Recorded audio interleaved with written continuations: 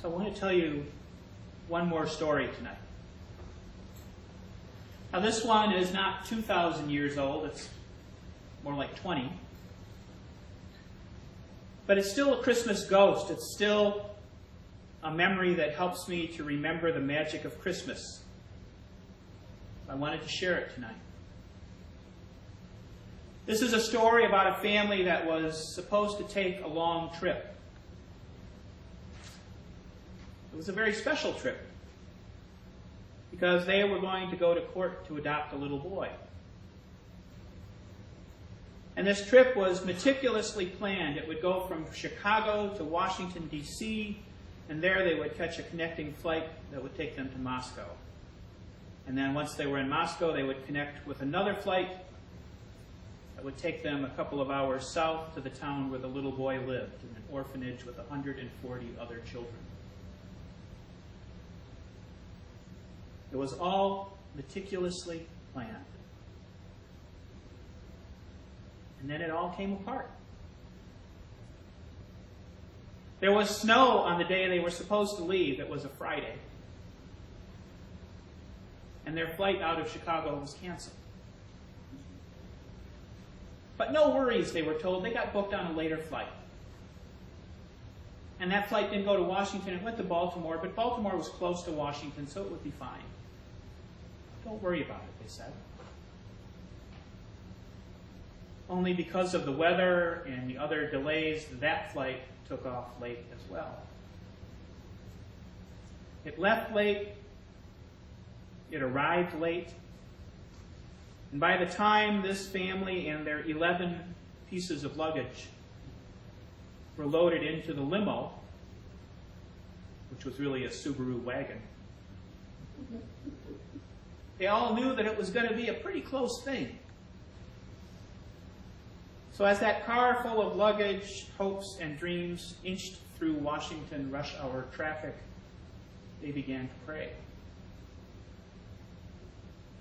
And they prayed. Together and singly, they prayed. And when the little Subaru wagon pulled into Dulles International Airport, they discovered that their flight was pulling away from the gate. By the time they made it to the ticket counter, their flight was in takeoff pattern, waiting its turn. Wait, they said, we have to be on that plane. And the ticket agent looked at them, and he looked at their tickets and their 11 pieces of luggage, and he just shrugged and he said, sorry. He didn't sound too sorry. And he added, you were late. The flight had to take off. But we have to be on it. We have to be in Russia on Monday, they explained with passion. And the man shrugged. And again he said, you were late. As though that was an explanation. And when they insisted that somebody had to do something, he promised them a chance to talk to a manager, and he told them to go sit down and wait. Which they did. They sat and they waited, and they prayed some more. And after a while, the husband went back to the desk to ask what was taking so long, and he was basically shooed on his way, and told that somebody would be with them shortly. Be patient. So he went and rejoined his family, and they prayed some more. He went back again, and again he was told that somebody would be along shortly, so go, please sit down. And they waited. And they prayed. And Christmas music, along with the announcements, played in the background. As the husband looked at the terminal with its big glass face and its polished metal, and he realized that this must be the place where dreams came to die. It was the place where reality or fate or whatever it would be smashed them like unforgiving winds pounding a boat against a rocky shore. And one more time he went to the counter And this time a woman came out from behind the curtain as well. The agent introduced her as the assistant station manager for Aeroflot at Dulles. And then the agent rather quickly washed his hands of the whole thing and disappeared. So the father explained the situation to the woman, and she listened carefully. And when he was all done, she shook her head and said, "You were late." As though they hadn't heard it before. She said, "You were late, and the plane had to take off. There was nothing else that could be done." So he asked about another flight, and he was told there would not be another one to Moscow until the following Friday. "Sorry," she said. "You can call our customer service office on Monday and see if there's something they can do for you." And he said, "But we have to be in Russia on Monday."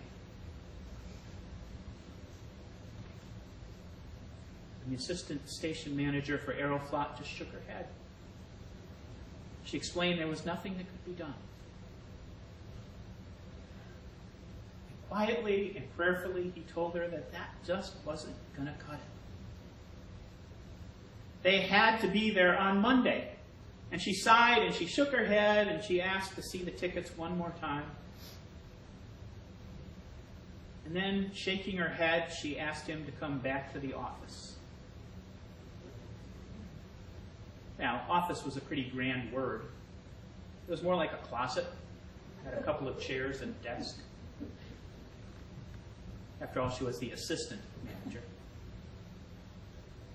But he sat down nervously and he began to go over their story once again, and she listened sort of while she was fiddling with something on her computer while he spoke. And that was one of those moments in time.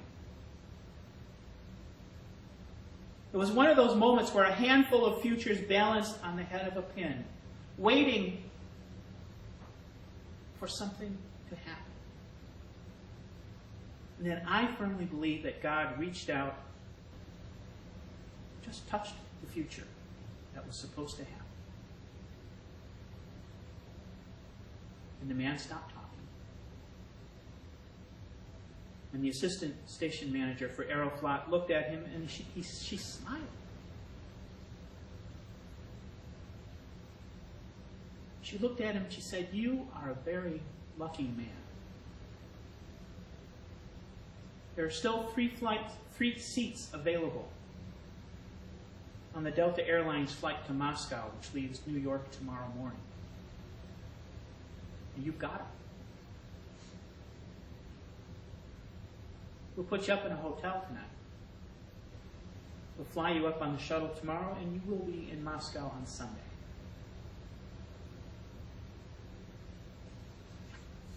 And sure enough, we were. By Sunday afternoon, we were in Moscow. By Sunday night, we were on a flight to Krasnodar, which we named the Vomit Comet. It was not a smooth ride. The next day, we met our son for the first time. And we went to court. By the end of the day, he was part of our family.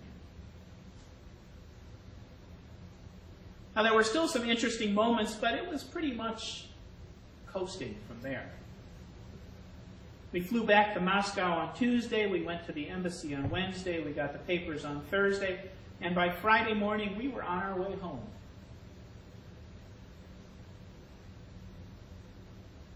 And on Christmas Eve, 1999, just 20 years ago tonight, just about this time, we arrived home with Andrew.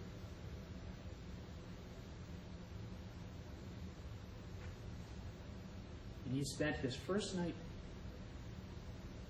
in his house with his family.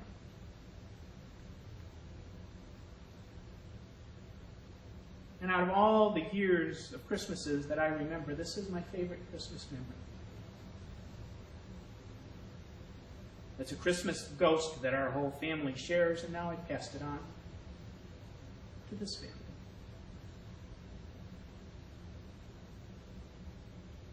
God works miracles.